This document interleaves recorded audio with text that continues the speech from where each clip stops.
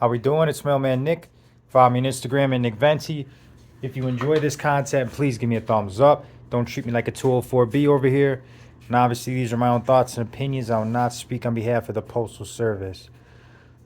So today was the first day without penalty.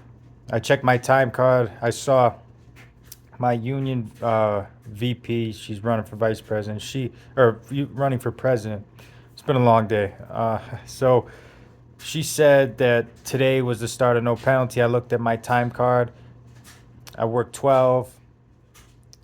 I thought I was gonna work 14, but luckily, wasn't too bad. So we started at 6. We started at 6 'cause I got off late the night before. Started at 6 today. I did a parcel run. I did my parcels, and the thing was that we got the big packages after we did the parcel run. I had a whole bunch of, I had a pizza maker by my case.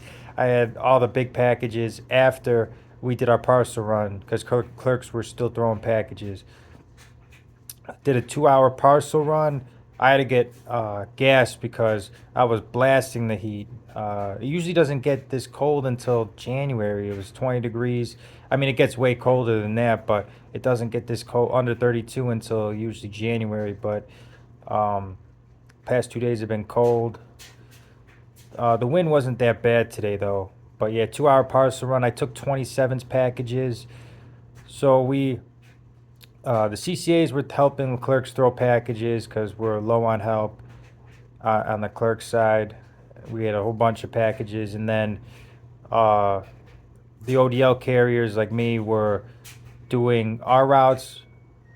Oh, my laundry's done already.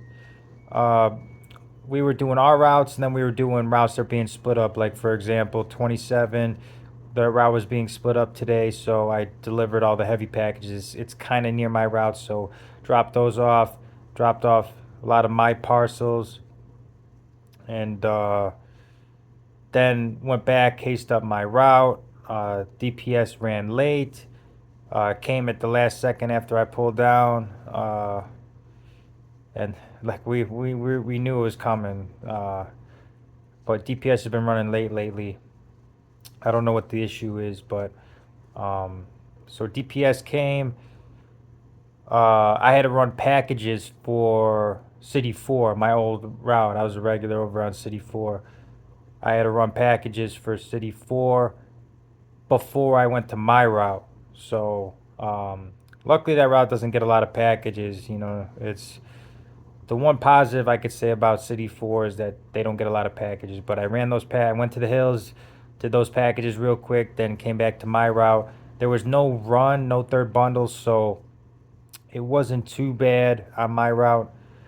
It was uh, the we had to come back for packages anyway, so I did the packages on City 4, came back to my route, then we get the message on the scanner to come back because they were still throwing when I hit the street. One carrier, his truck was still out there when I left. People were going to be working 13, 14, but for some reason I made pretty decent time. That was weird. One of the carriers, he had a full gurney he had to come back for. I'm like, damn, he's going to be out late. I didn't have that many, but when I came back for packages, it felt like I didn't even run packages. My truck was still full. I didn't have to go back for that many packages, but my truck was still full, and I'm like, it didn't even feel like we ran parcels.